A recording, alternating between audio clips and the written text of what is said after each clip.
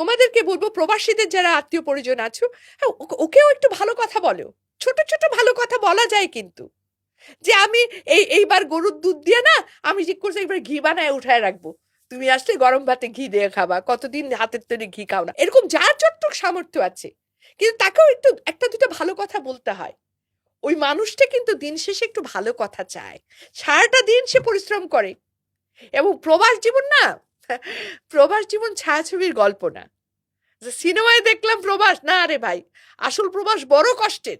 Specially এই আমাদের যে বেলটায় যে গালফ কান্ট্রি গুলো আছে, সৌদি আরব, তারপরে বলে কি বলে কাতার, কুয়েত, হ্যাঁ, এই বাপরে বাপ, আমি কিছুদিন আগে মিশরে গেছিলাম, মানে মনে হচ্ছে কি শরীরের আমার কি বলে মগজ গলে গলে পড়ছে, এত এরকম এত গরম। গরম। দুবাই, বাপরে বাপ, মানে হুম, ওখানে যে কি কষ্ট, এটা না আসলে বাংলাদেশের মানুষকে আমি বুঝাইতে পারবো না, কল্পনা করতে পারবে না। নিজে না গেলে বোঝা যায় না।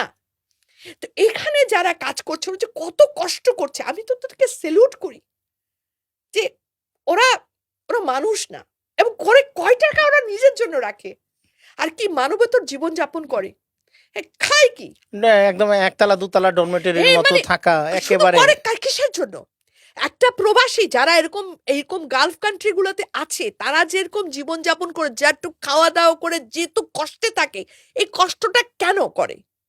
পরিবারের জন্য করে, পরিবারকে হাসি মুখে রাখার জন্য করে। এই পরিবারের কাছে আমার অনুরোধ, যে প্লিজ তার কষ্টকে একটু মূল্যায়ন করো, তাকে একটু ভালোবাসো, বেশি কি আর তার লোকে একটু ভালো কথা বলো। সারাক্ষণ মানে সে ফোন করে মানে কিন্তু খালি অভিযোগ অভিযোগ অভিযোগ, আর চাওয়া, নাই আর নাই চাওয়া, নাই, শুধু চাওয়া। দাও দাও দাও, অভিযোগ অভিযোগ অভিযোগ। আরে এগুলো করে কি হয়? ওর ভেতরে একটা রুহের হায় হয় কিন্তু, হুম। সেও তো একটা মানুষ। এই রুহের হায় কিন্তু কোনোদিন বৃথা যায় না, টুডে অর টুমরো এটার জন্য পে করতে হয়।